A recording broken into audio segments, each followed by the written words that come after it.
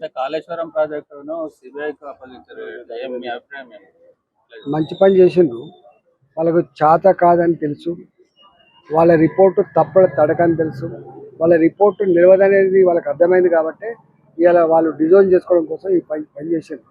ఏది ఏమైనప్పటికీ కూడా ఖచ్చితంగా సిబిఐ సంపూర్ణంగా ఎంక్వైరీ చేస్తాని, దాన్ని జరిగిన అక్రమాలను వెలికితీస్తాననే విశ్వాసం మాకుంది. అంటే కాళేశ్వరం ప్రాజెక్టును సిబిఐకి అప్పగించారు కదా, మీ అభిప్రాయం ఏంటి?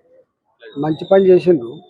వాళ్ళకు చేత కాదని తెలుసు, వాళ్ళ రిపోర్టు తడకని తెలుసు, వాళ్ళ రిపోర్టు నిలవదనేది వాళ్ళకి అర్థమైంది కాబట్టి ఇవాళ వాళ్ళు డిజోన్ చేసుకోవడం కోసం ఈ పని చేశారు.